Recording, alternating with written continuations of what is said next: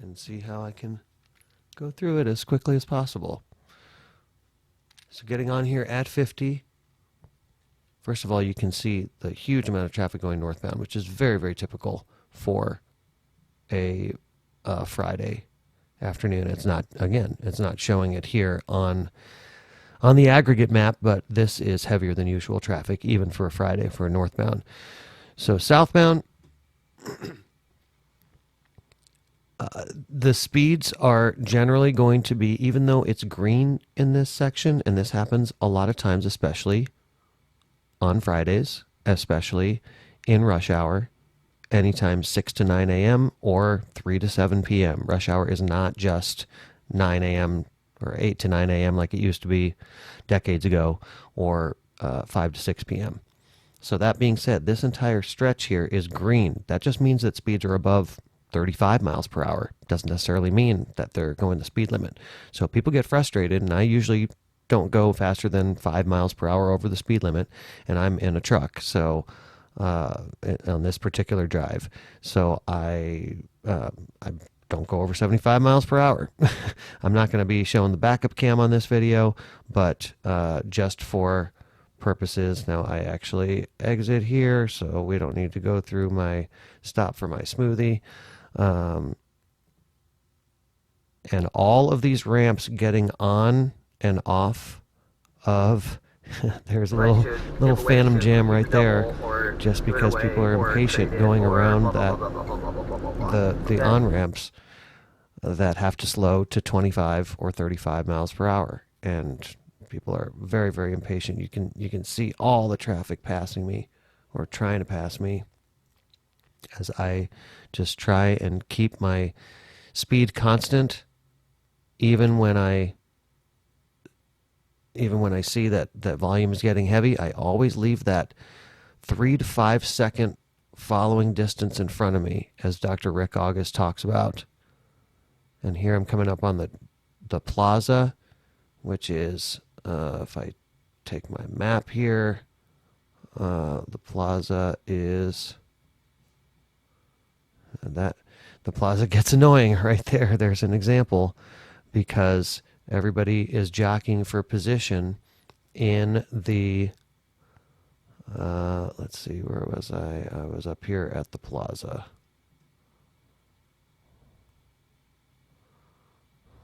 Service Plaza, Turkey Lake. Whenever you go through a service plaza on the Florida Turnpike, when you pass one, you have to be very aware of the traffic, not just in all the lanes, because generally you have an exit that goes off to the right, but with the service plaza they come off to the left. Every time there's a merge, there's where I-4 merges in. You got all these trucks coming in, and again, even though on the map it shows as green, look at all that traffic. This is definitely a situation that people who are not accustomed to driving more than an hour, and here's where we come up on 417 and where the traffic on the map actually on my map, and I don't even see a slowdown there, so comes to it's up ahead. a yellow and a red. Oh, no, wait a minute, I'm not there yet. Yeah, this is Consulate. Well, what was that? I forget what happened there. Oh yeah, it was really bad in the right lane there. Very, very unusual traffic. Southbound Turnpike coming up on Consulate, which is right before 528. People get extremely impatient here. But did I miss something there?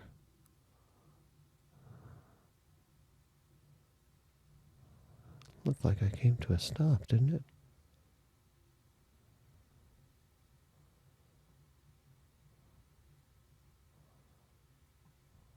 Where was that? 528, Consulate. Yeah, maybe not. Oh, that truck right there, right? No, I just came really close, right? I came much closer than I usually like to. But yes, even watching it over and over. Oh no, okay, I passed it here. All right, and we're back. So coming up on 417.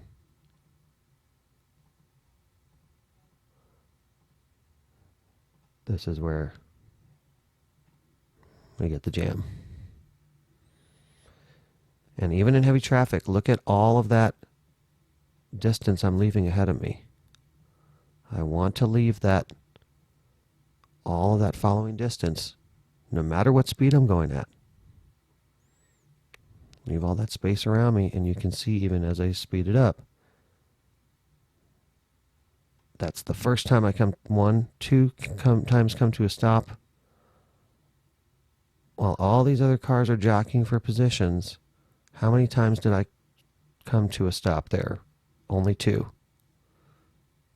See, letting all these cars, oh, okay, 3. There's a stop.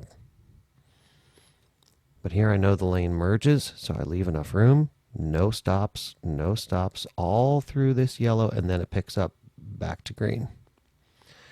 Now after a merge like this, people accelerate up to, try to accelerate up to 80, 85.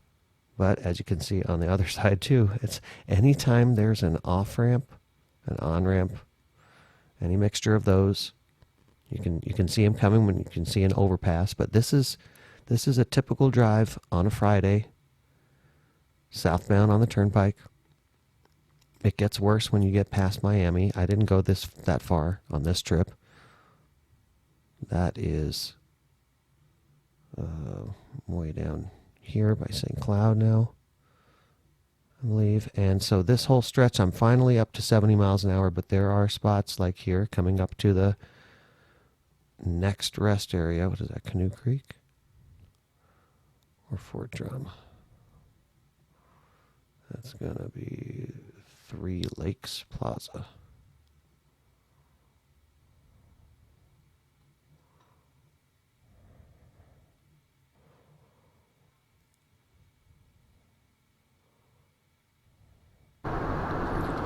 Yeah, Canoe Creek.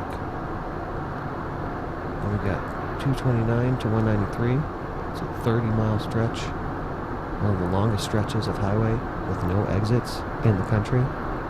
And most of that is 70, even on a Friday. But you always get these people that want to go faster, and you'll get bunched up in certain spots, generally around exits. See, right now we're not by any exits, so it's pretty free-flowing.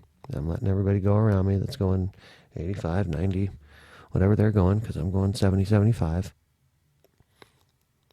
And yeah, it's 30 miles without exits. So I think, oh, but here's a truck. So I go around the truck. There's somebody else. Oh, let's take a look at what that was. Was that somebody going under the speed limit behind the truck or in front of the truck?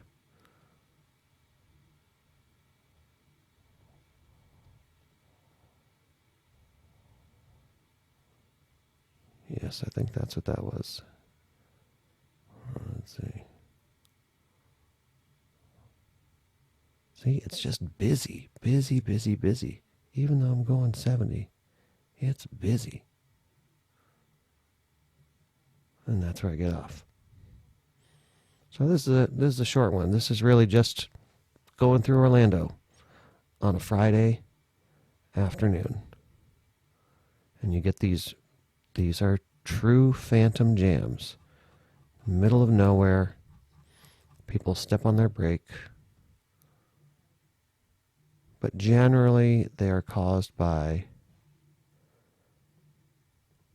see, like here, there were a bunch of people behind me, but I knew I had to get around these trucks.